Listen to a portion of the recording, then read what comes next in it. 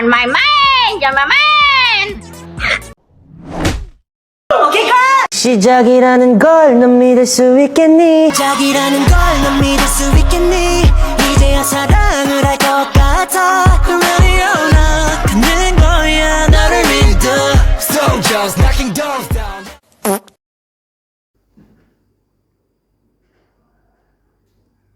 Baik, Assalamualaikum warahmatullahi wabarakatuh. Sebelumnya, perkenalkan, nama saya Sitina Elvi Amelia, NIM 22MJ3099. Dan melalui video ini, saya ingin mempresentasikan atau menjelaskan tentang PT Equity World Future Semarang. Yang pertama adalah latar belakang dari PT Equity World Future Semarang. PT EWF berkomitmen menjadi partner investasi terbaik di bidang perdagangan berjangka dengan pelayanan yang prima. EWF terus berekspansi dan kini memiliki cabang 7 kantor operasional. Di Jakarta ada 2 kantor, Surabaya ada 2 kantor, Semarang, Manado, dan Cirebon. Dan PT EWF ini berdiri sejak tahun 2005 dan merupakan anggota perusahaan resmi yang terdaftar di Bapepti, BPJ, PT Clearing Berjangka Indonesia atau Persero. Nah, selanjutnya ada visi, yaitu mengembangkan dan memajukan perdagangan berjangka komoditi serta memberikan dampak positif untuk perekonomian Indonesia. Selanjutnya ada misi, yang pertama menggiatkan program komisi dan edukasi tentang industri PPK secara bersama-sama dengan asosiasi pialang berjangka. Yang kedua, membantu menyediakan sarana lindung nilai atau hedging maupun kegiatan spekulasi bagi masyarakat dengan menerapkan prinsip Know Your Customer atau KYC. Yang ketiga, ada turut aktif memperkenalkan industri PPK ini kepada masyarakat atau melalui perguruan tinggi atau melalui konsep seminar atau lokal karya. Yang keempat, ada meningkatkan aspek kepatuhan sesuai dengan peraturan dan perundang-undangan yang berlaku demi terwujudnya citra yang positif di masa-masa mendatang. Yang terakhir itu mempersiapkan sumber daya manusia yang lebih berkualitas dengan program-program pelatihan komprehensif. Nah, di sini ada aspek legalitas, dan ini merupakan legalitas dari PT Equity World Future Semarang. Salah satunya itu Akta Pendirian Perseroan Terbatas Nomor 1 tanggal 2 Juli 2005 oleh Notaris Tan Susi SH PT Gold Money Futures. Untuk yang selanjutnya kalian bisa baca sendiri dari PPT di atas.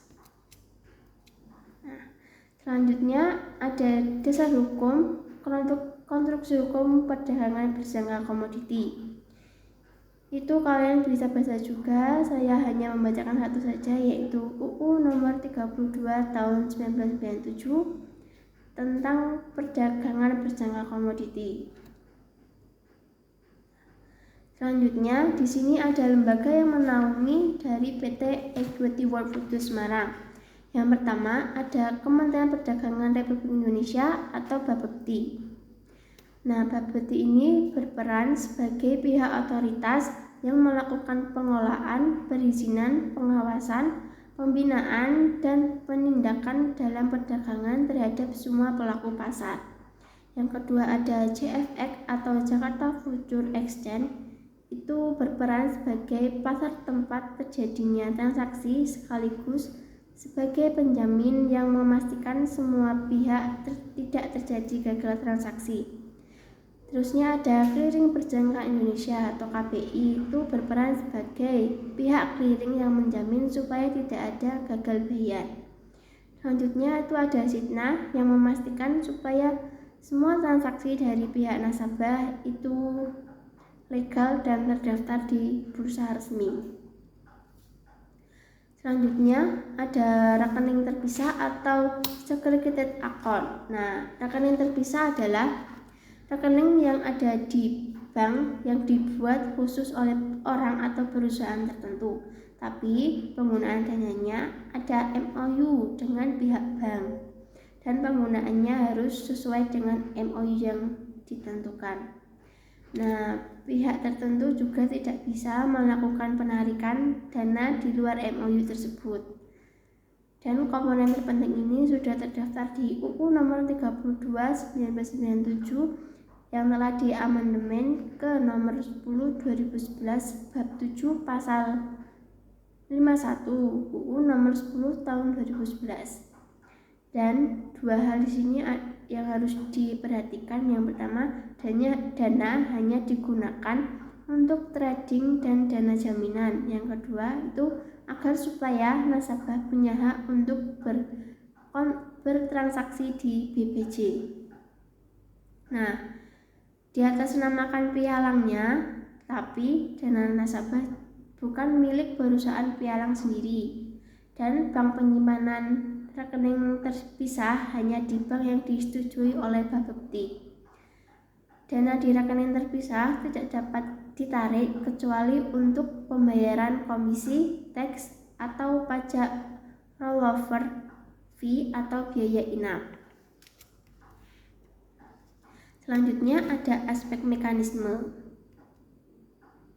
Di sini ada yang pertama ada ketentuan, yaitu produk utama PT EWF adalah trading emas dengan ukuran kontak 100 try-on. Trading emas ini dilakukan secara online melalui platform trading yang disediakan oleh perusahaan. Dan leverage tersedia memungkinkan nasabah dengan modal kecil untuk mengakses pasar emas dengan nilai transaksi yang jauh lebih besar. Nah, selanjutnya di sini ada biaya-biaya. Yang pertama ada biaya spread, yaitu selisih antara harga beli atau bid dan harga jual atau AX yang dikenakan pada setiap transaksi. Yang kedua ada komisi broker, yaitu biaya tetap yang dikenakan per lot transaksi sebagai pendapatan broker. Yang terakhir ada swap, yaitu biaya yang dikenakan jika posisi trading dibiarkan menginap atau overnight. Yang selanjutnya ada peluang dan risiko. Di sini pertama peluang, yaitu harga emas sangat dipengaruhi oleh sentimen pasar sehingga fluktuasi tinggi dapat dimanfaatkan untuk keuntungan jangka pendek. Emas sering dianggap sebagai safe haven asset saat terjadi ketidakstabilan ekonomi atau geopolitik sehingga permintaan meningkat. Selanjutnya ada risiko. Yang pertama leverage. Meskipun leverage dapat membesar keuntungan risiko, kerugian juga meningkat. Terus ada volatilitas. Pergerakan harga emas yang cepat dapat menyebabkan kerugian besar jika tidak dikelola dengan strategi yang tepat. Terakhir ada emosi. Tanpa manajemen psikologi yang baik, nasabah mungkin membuat keputusan yang impulsif. Nah, di sini selanjutnya ada penawaran bisnis plan. Di sini ada planning atau metode. Yang pertama ada strategi trading yang berisi tentang analisis teknikal dan analisis fundamental. Yang pertama, analisis teknikal itu menggunakan grafik harga untuk memprediksi pergerakan harga berdasarkan pola sebelumnya. Indikator umum, moving average RSI atau MACD. Yang kedua ada analisis fundamental, itu mengamati data ekonomi global seperti inflasi, suku bunga, dan kebijakan bank sentral yang memengaruhi harga emas. Yang selanjutnya ada manajemen risiko, yaitu menetapkan setiap loss and take profit untuk membatasi kerugian dan mengunci keuntungan.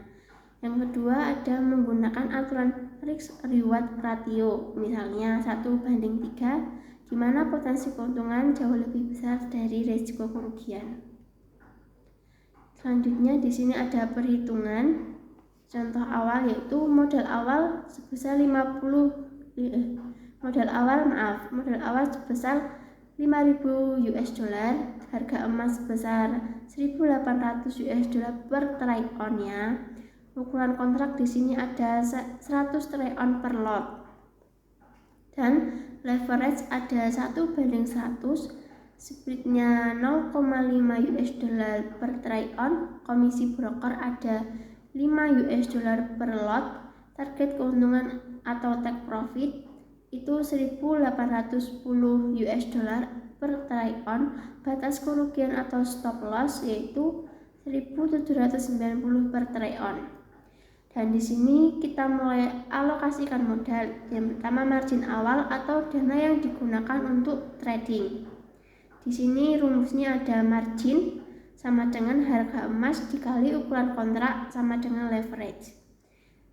Yaitu berarti margin sama dengan 1.800 dikali 10 dibagi 100 menghasilkan 1.800. Jadi dari awal modal 5.000 US dollar sebesar 1.800 US dollar digunakan untuk awal margin. Dan kedua ada dana cadangan atau free margin. Nah, rumus dari free margin ini modal awal dikurangi margin yang digunakan. Berarti free margin sama dengan 5.000 dikurangi 1.800 sama dengan 3,200. Dana cadangan ini berfungsi sebagai penyangga untuk menghindari margin call atau membuka posisi tambahan. Nah, selanjutnya di sini ada biaya transaksi. Spread sama dengan 0,5 US dollar per trade on dikali 100 itu menjadi 50 US per trade on. Komisinya 5 US dollar dikali 2 atau buka dan tutup posisi sama dengan 10 US dollar. Total biaya transaksi sama dengan, itu ada rumusnya, total biaya sama dengan spread plus komisi sama dengan 50 ditambah 10 sama dengan 60. Nah, yang selanjutnya ada perhitungan profit dan loss. Berarti jika harga naik ke 1.810 US dollar atau take profit, maka perubahan harga sama dengan 1.810 dikurangi 1.800 sama dengan 10. Terus ada keuntungan kotor. Keuntungan kotor itu rumusnya perubahan harga dikali ukuran kontrak. Keuntungan kotor sama dengan 10 dikali 100 sama dengan 1.000. Terus ada keuntungan bersih atau setelah biaya. Keuntungan bersih sama dengan keuntungan kotor dikurangi total biaya. Berarti keuntungan bersih sama dengan 1.000 dikurangi 60 sama dengan 940. Yang terakhir itu ada sisa modal setelah profit. Berarti modal akhir sama dengan modal awal plus keuntungan bersih. Modal akhir sama dengan 5.000 ditambah 940 sama dengan 5.940.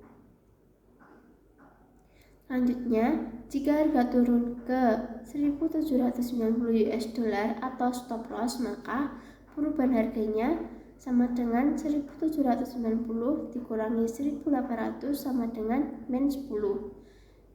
Terus ada kerugian kotor. Kerugian kotornya yaitu perubahan harga dikali ukuran kontrak. Kerugian kotornya sama dengan min 10 dikali 100 sama dengan min 1.000. Terus ada kerugian bersih setelah biaya.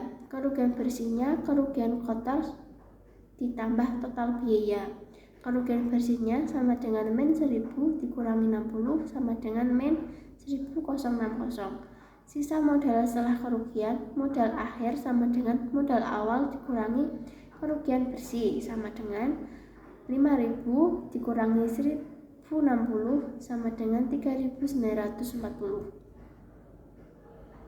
Nah, di sini juga ada ilustrasi modal atau pembagian dan risiko.